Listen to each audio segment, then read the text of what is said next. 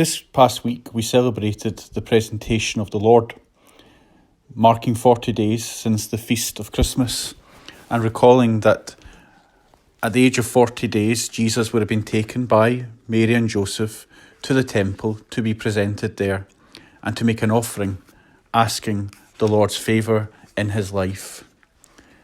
There's something very poignant about the fact that Jesus is taken to the temple dedicated to God the Father, his Father.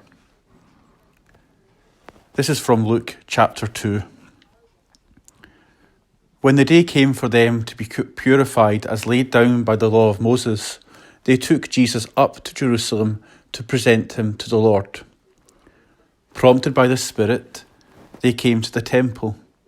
And when the parents brought in the child Jesus to do for him what the law required, Simeon took Jesus into his arms and blessed God.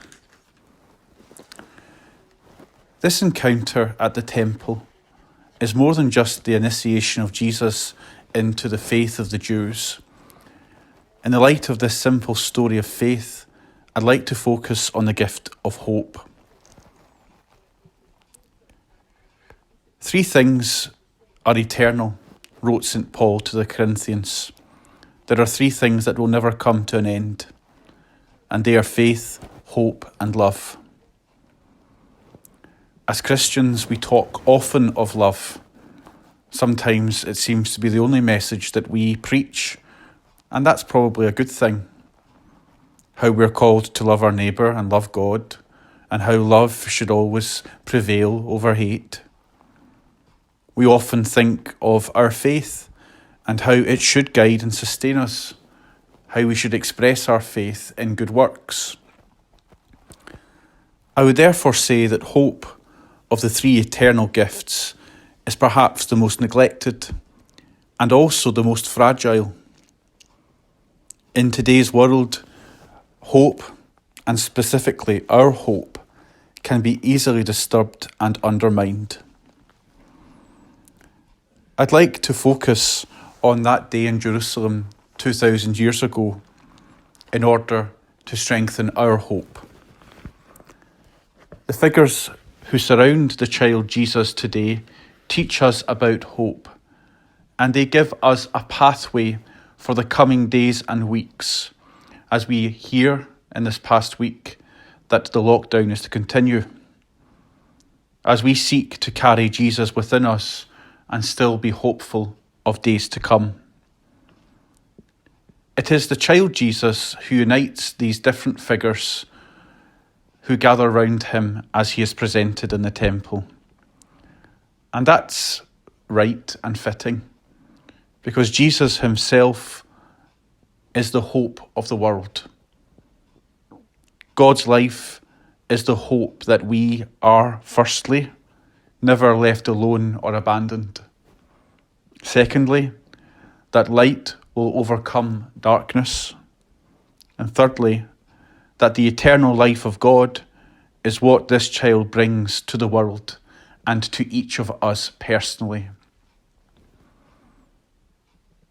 The hope present in the presentation of Jesus has particular relevance for us today.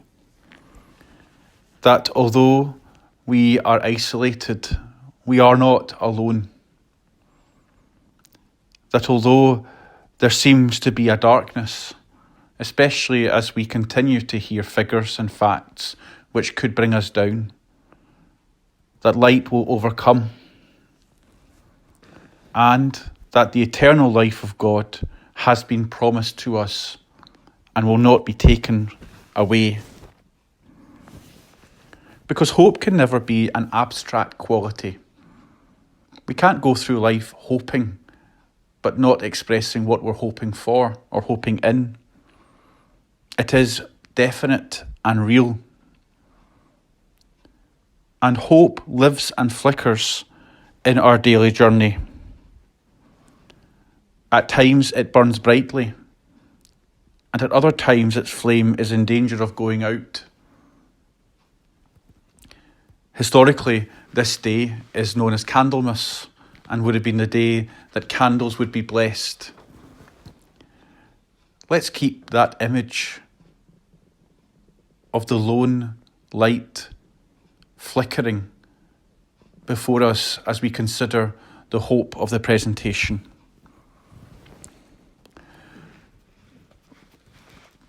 Lots of us have had time to read things that normally we are too busy to look at. And I have a subscription to a magazine. And this article caught my eye recently. It's by a doctor. He writes, "I'm horrified at the effect lockdown is having, particularly on the poor. A young woman recently sat in my outpatients clinic and asked me to take her children away. She was calm, and at first I thought she was joking. Why? I asked. She simply couldn't cope anymore. Then she began to sob, as she confessed she was worried that she might do something that she would regret. I love them so much, she repeated, as she begged me to take them into care. I sat blinking at her, literally speechless, because there are no day centres, no drop-ins. All have been sacrificed in the rush to lockdown. She hadn't seen her social worker for months, and in the pandemonium of the pandemic, her community mental health team had effectively shut up shop. She had no one to support her. How she has lasted this long, I have no idea. And it's easy for people in big houses having Zoom cocktails with their family to know what's best and insist that restrictions are imposed, whilst others go stark raving mad. And the time I spent with her seemed to be a time of hope. That woman was given hope in her encounter that things would improve, that she wasn't alone, and that someone cared. Practical examples of how we can give hope to others. We could add many experiences of being lifted up with hope through the actions of others in the past year. I've certainly been encouraged and lifted up when people have offered me signs of hope. And our feast day today is about the fulfilment of hope. Simeon and Anna have spent their lives waiting. They have lived in God's presence and silently hoped that the Lord would come to them.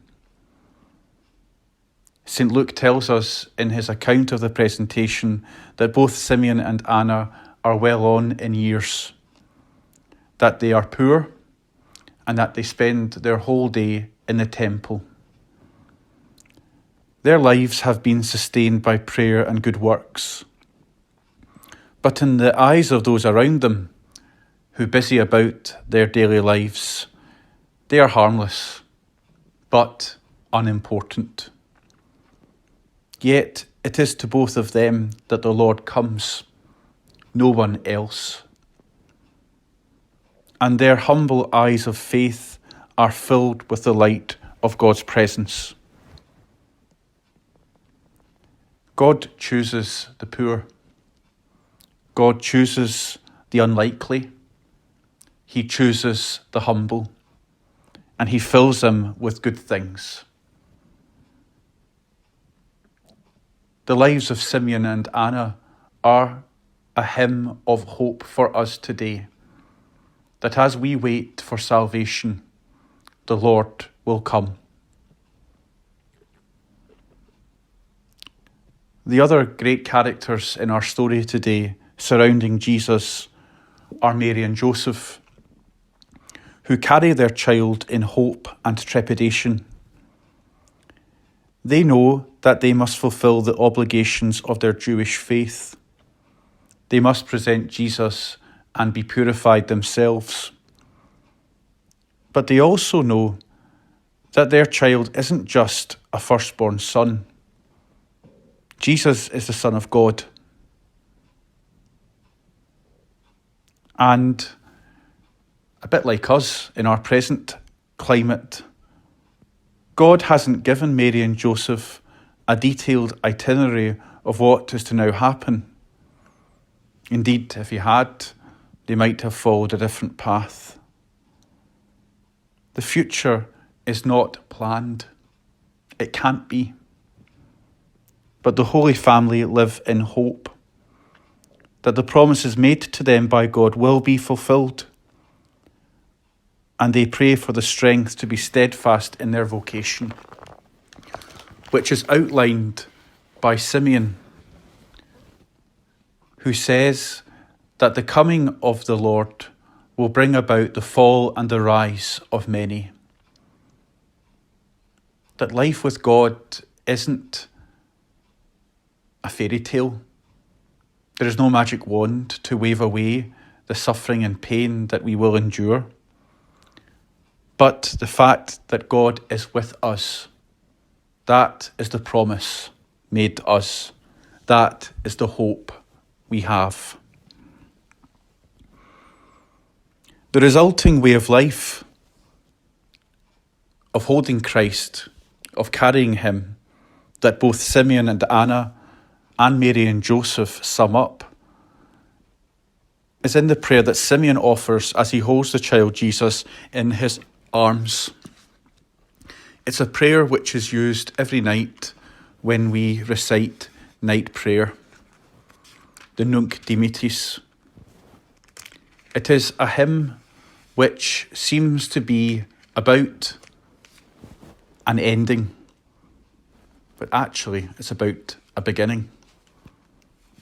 Simeon says, "Now, Master, you can let your servant go in peace just as you promised, because my eyes have seen the salvation which you have prepared for all the nations to see, a light to enlighten the pagans and the glory of your people Israel." At the root of this prayer is what we might consider a modern outlook on life, letting go. However, it's actually the most ancient of plans for our daily life. Simeon knows that now he has received Jesus, he can let go. The same is true of Mary and Joseph. They hopefully walk in God's presence and entrust all things to him. They let go of their own lives. They have accepted God's. For this letting go is the ultimate sign of hope, that we know as we place our lives into God's hands, we are safe. He is with us. In our present day, this hope is a light in the darkness, a clarity in the midst of worry, and security in the face of discomfort. Like Simeon, our eyes have been opened to the love of God and his desire that we behold his glory and we should take him to others. This is the hope we have, a hope that can never be taken from us and will sustain us all the day long.